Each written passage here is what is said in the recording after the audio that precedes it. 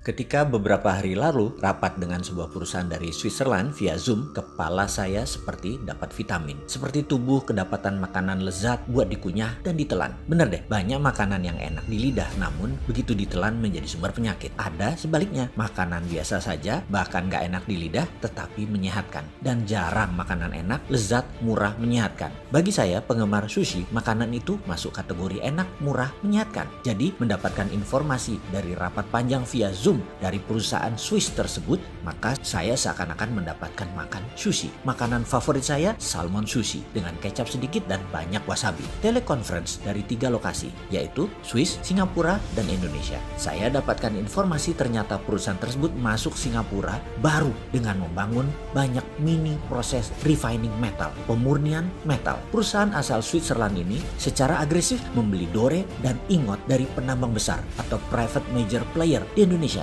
termasuk juga dari penambang tanpa izin dalam tanda petik, dengan struktur tertentu yang kemudian di-refine di Singapura. Mereka saat ini sedang meningkatkan stok PGM mereka atau precious group metal mereka. Mereka juga ternyata membangun di Dubai seperti di Singapura ini dengan bahan baku dari Afrika. Menarik, asli menarik strategi yang mereka lakukan. Mereka menghubungi saya karena nama saya kebetulan ada dalam perusahaan tambang emas di utara Manado, di salah satu pulau utara Indonesia. Mereka ingin mengambil ingotnya atau dore atau metal yang masih bercampur dengan emas yang kadarnya paling tinggi 50%. Masih ada Ag-nya, masih ada PT-nya, yang jelas Cu-nya yang paling banyak dari sisa 50% tadi. Mereka memerlukan semua mineral tadi. Sama persis seperti apa yang dilakukan pihak Cina dengan mengambil nikel yang dibela pejabat teras yang multi talent itu. Nikelnya 25%, sisanya emang isinya pasir. Ya enggak lah, ada litium, ada ferro. Wis, males dah kalau saya lanjutin urusan hal ini. Sebenarnya yang heran adalah masalah fansnya. Asli saya heran. Tanah air dikuras, bosnya mah nggak paham-paham banget. Pejabat-pejabatnya berlindung di balik kebaikan bosnya. Ketika diingatkan banyak kesalahan pejabat-pejabat tersebut, lalu bosnya dan fans bosnya dipakai buat serangan balik. Dan mereka akhirnya sudah tahunan menikmati kedaulatan menjabat dilindungi oleh bosnya. Yang pastinya fulusnya mah mereka pribadi naiknya kencang. Bosnya mah biasa-biasa aja. Sementara itu bosnya yang jujur, baik, sederhana, tapi tidak paham bisnis oligarki, dia menjalankan tugas hariannya seperti biasa saja. Jadi apa yang dikuras? Yaitu yang sisanya yang 75% di luar nikel. Kembali ke perusahaan Swiss tadi. Sama seperti kayak Tiongkok. Ambil ingot, ambil dore, tetapi yang dibayar hanya gold kontennya. Yang didiskon lagi karena belum disertifikasi alasannya. Juga belum di-refine atau dimurnikan. Semuanya bisnis itu sudah jalan tahunan. Hanya baru setahun ini mereka punya refiningnya sendiri di Singapura. Seperti biasa, begitu saya dapat peluang bicara, saya banyak tanya kepada mereka. Mau apa dengan PGM dan metal-metal lainnya yang mereka beli ini? Apakah mau jadi juragan jual beli hard commodity? Mereka tertawa. Jah, dalam hati saya, gue diketawain. Yang singkatnya mereka menjawab, "Don't be so naive brother, you must know what is our intention." Mereka mengatakan saya jangan naif-naif, pasti mereka tahu niat mereka mengumpulkan mineral tadi. Kepala saya langsung teringat 200 tahun yang lalu ketika Swiss mengumpulkan banyak metal di dunia, di mana Swiss adalah satu-satunya negara yang memiliki Swiss Metal Bank, bank metal yang menyimpan benda-benda berharga. Semua ini menjadi dasar underlying terbitnya Swiss franc, mata uang Swiss. Jadi kali ini mereka mengumpulkan kembali, apakah dengan tujuan yang sama, membuat Swiss jadi safe haven currency. Banyak ngelamun saya dalam diskusi kemarin. Setiap beberapa kalimat dari mereka saya langsung punya theater of mind, layar bioskop di kepala saya. Apa yang akan terjadi ke depan dengan strategi mereka ini? Pertama, saya geblek-geblekin yang jual material ke mereka.